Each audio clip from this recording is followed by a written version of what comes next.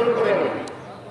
যারা রোজা রাখলো 1 মাস কিন্তু মিথ্যা কথা বাদ দিতে পারলো না, অন্যায় আচরণ করা বাদ দিতে পারলো না, তার পানাহার থেকে বিরত থাকায় আল্লাহর কোনো প্রয়োজন নাই। এটা কে বলেছেন? রাসূল আকরাম সাল্লাল্লাহু আলাইহি ওয়াসাল্লাম বলেছেন। ওয়া মান লাম ইয়াহফাজ লিসানাহু, যে তার জবানের হেফাজত করতে পারলো না, তার জবান দিয়ে বেফায়সা কথাবার্তা বললো, অশ্লীল কথাবার্তা বললো, আর আনিল কিযবি, মিথ্যা কথাবার্তা বললো, ওয়া ফুদুলিল কালাম, বেফায়সা কথাবার্তা বললো, অপ্রয়োজনীয় কথাবার্তা বললো, ওয়ালাম ইয়াগুদ্দু বাসারাহু, তার চোখকে হেফাজত করতে পারলো না হারাম জিনিস দেখা থেকে।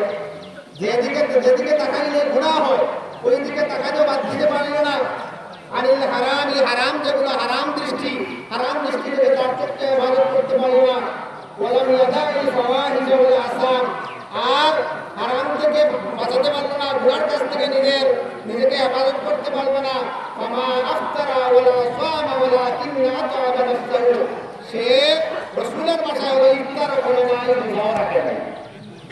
যে মিথ্যা কথা বাদ দিতে পারলো না, তার জবানকে হেফাজত করতে পারলো না, লজ্জাস্থানে হেফাজত করতে পারলো না, চোখকে হেফাজত করতে পারলো না হারাম কাজ থেকে, তার রোজাও হইল না, ইফতারও হইল না। তাহলে আজকের দিনে তার জন্য পুরস্কার হয়।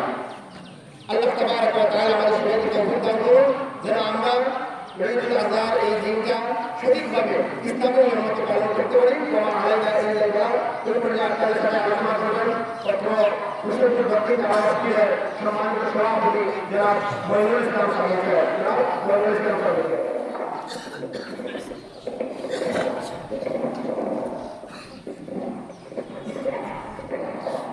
আসসালামু আলাইকুম ওয়া রাহমাতুল্লাহি ওয়া বারাকাতুহু। উপস্থিত সম্মানিত মুসলিম কেরাম, ঈদ মোবারক, ঈদ মোবারক, ঈদ মোবারক। আমাদের নির্ধারিত সময় সকাল 8টা প্রায় বেজে গেছে। এখনো যারা রাস্তায় আছেন, আমরা 5-7 মিনিট এখানে কথা বলবো, আপনারা চলে আসবেন। সবাই মিলে আমরা ইনশাআল্লাহ ঈদুল ফিতরের নামাজ আদায় করব। আমরা এই হোসেনপুর জামা মসজিদের সম্মুখে এই ঈদটা আমরা শুরু করেছিলাম। মূলত পুকুর ঘোরা করে আমরা এই বাঘকে কাজে লাগিয়ে আমরা এই ঈদগাহ আমরা তৈরি করেছি। আমরা এই দৃষ্টিমন্ডলে ঈদগাহ তৈরি করতে এই এলাকার সমস্ত মানুষ, বিশেষ করে আমাদের প্রবাসীরা সর্বাত্মকভাবে সহযোগিতা করেছেন। সেই জন্য আমরা আজকের এই ঈদের জামাতে দাঁড়িয়ে তাদের প্রতি কৃতজ্ঞতা প্রকাশ করছি। তাদের সুস্বাস্থ্য এবং দীর্ঘায়ু কামনা করছি। আমরা জানি যে ইসরায়েল এবং ইরানের যুদ্ধের কারণে সৌদি আরব, কাতার, বাহরাইন, কুয়েত সহ মধ্যপ্রাচ্যের অনেক দেশ আজকে বিপদের সম্মুখীন। আজকে এই সমস্ত দেশের মানুষ নিরাপত্তাহীনতায় ভুগছেন। আমরা আশঙ্কা করছি এই যুদ্ধ যদি আরো দীর্ঘস্থায়ী হয় তাহলে আরো সমস্যা তৈরি হবে।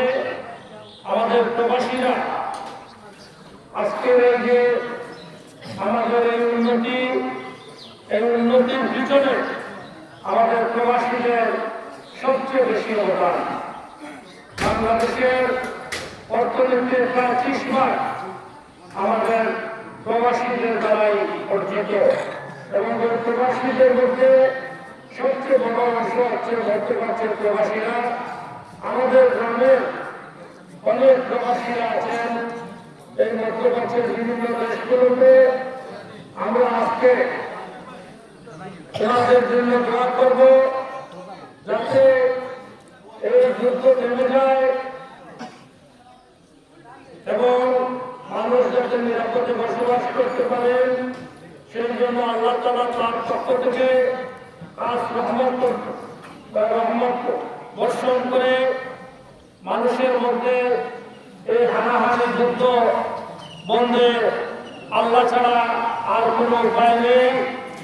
কারণ মানুষ এখন হানাহানিতে লিপ্ত। বিশেষ করে আমাদের ফিলিস্তিনের মুসলমানেরা, আমাদের ইরানের মানুষ সহ অনেক মানুষ আজকে বিশ্বের বিভিন্ন জায়গায় মুসলমানেরা আজকে নির্যাতিত।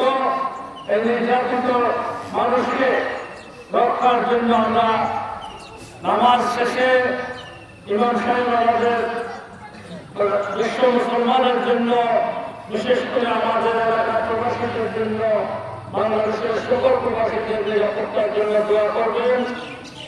আমরা কিছুক্ষণের মধ্যে নামাজ